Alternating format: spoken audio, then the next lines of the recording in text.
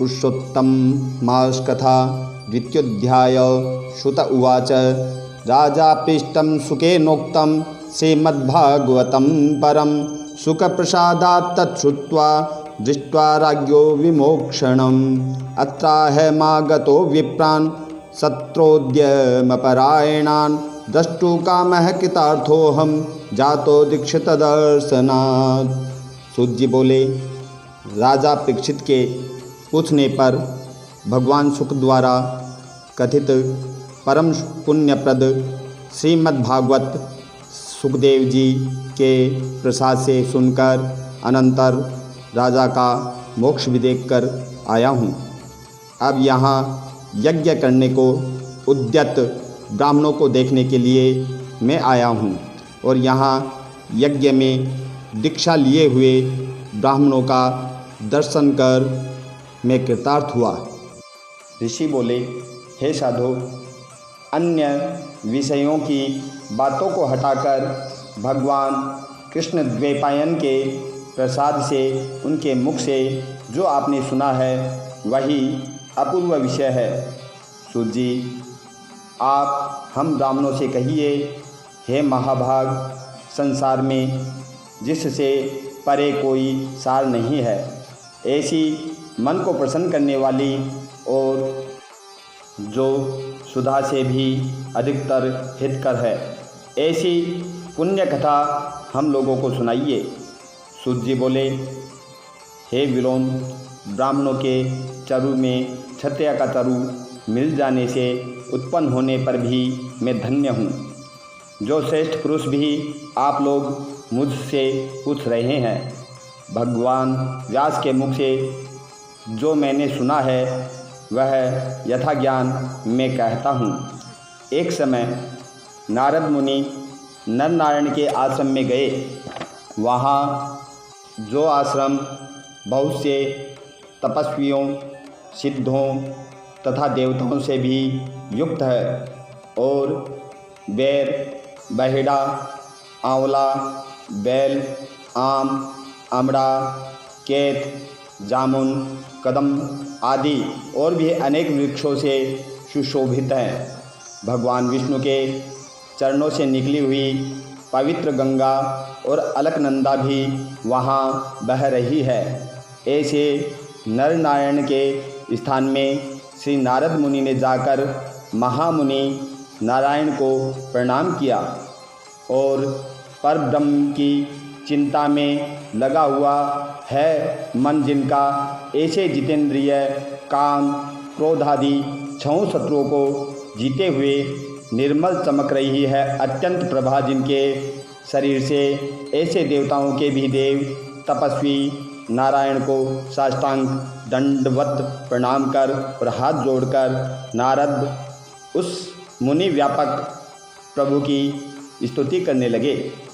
नारद जी बोले, हे देवदेव, हे जगन्नाथ, हे कृपासागर, हे सतपते, आप सत्यव्रत हो, त्रिसत्य हो, सत्य आत्मा हो और सत्य संभव हो।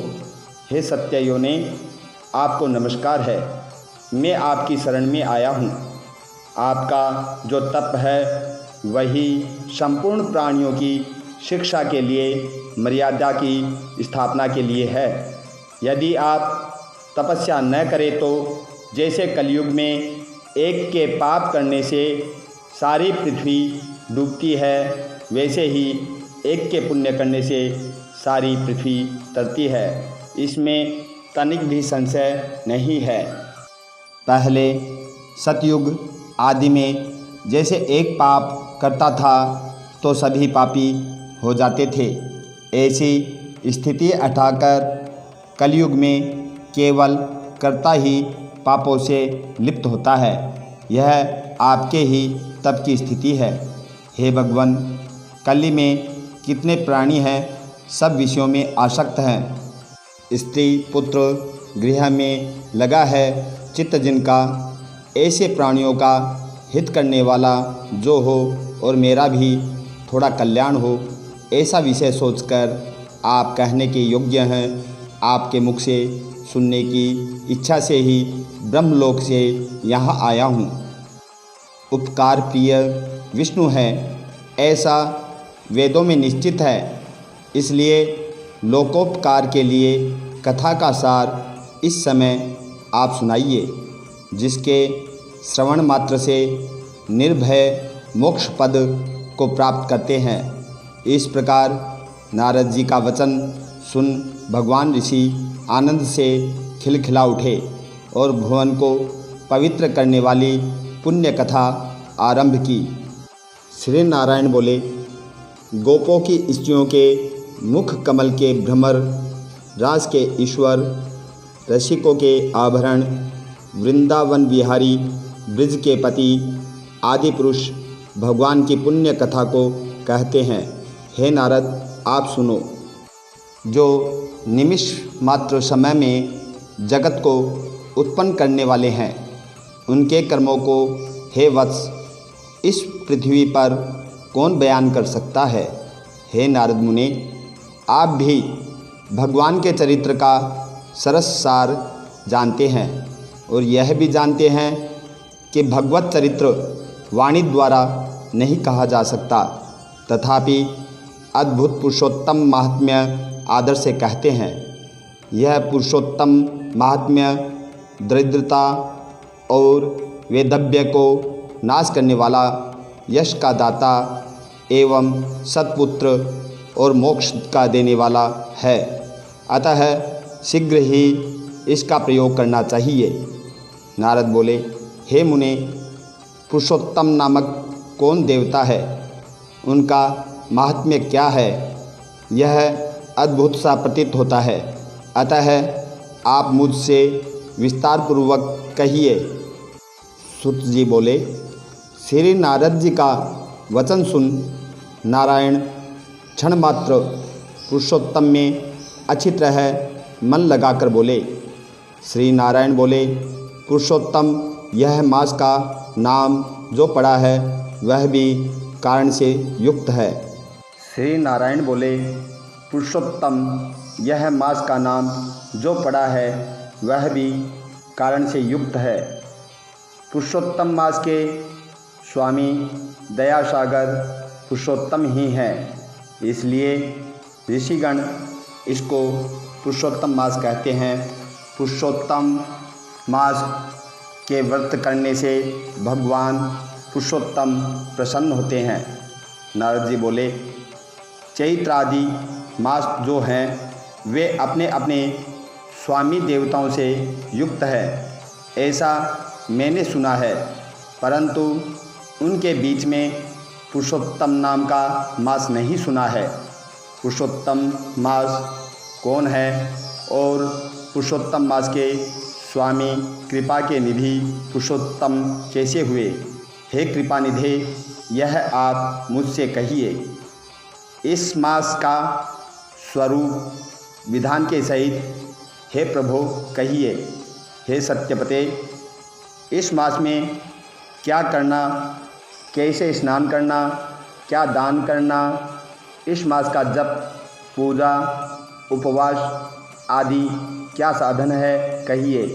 इस माह के विधान से कौन देवता प्रसन्न होते हैं और क्या फल देते हैं? इसके अतिरिक्त और जो कुछ भी तथ्य हो वह हे तपोधन कहिए।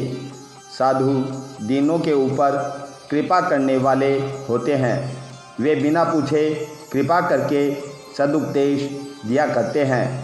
इस पृथ्वी पर जो मनुष्य दूसरों के भाग्य के अनुवर्ती, दरिद्रता से पीड़ित, नित्य रोगी रहने वाले, पुत्र को चाहने वाले, जड़, गूंगे, ऊपर से अपने को बड़े धार्मिक दर्शाने वाले, विद्या विहीन, मलिन वस्त्रों को धारण करने वाले, नास्तिक, पर स्त्रीगामी, नीच, जर्जर, दास वृत्ति करने वाले, आशा जिनकी नष्ट हो गई है, संकल्प जिनके भग्न हो गए हैं, तत्व जिनके क्षीण हो गए हैं, कुरूपी, रोगी, कुष्ठी, टेढ़े मेढ़े अंग वाले, अंधे, इष्ट वियोग, मित्र वियोग, स्त्री वियोग, आप्त पुरुष वियोग, माता पिता विहीन, शोक दुख आदि से सुख गए हैं, अंग जिनके अपने इष्ट वस्तु से रहित उत्पन्न हुआ करते हैं,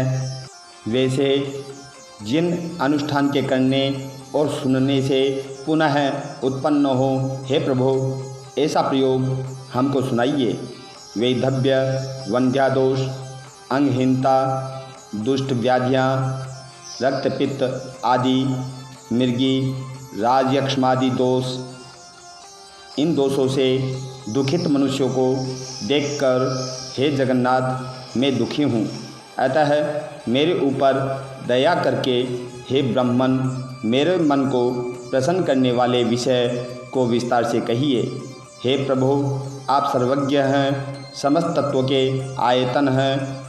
सूत जी बोले, इस प्रकार नारद जी के परोपकारी मधुर वचनों को सुनकर सूत जी बोले, इस प्रकार नारद जी के परोपकारी मधुर वचनों को सुनकर देव नारायण चंद्रमा की तरह शांत महामुनि नारद से नए मेघ के समान गंभीर वचन बोले। इति श्री बृहन्नारदीय पुरुषोत्तम मास महात्म्य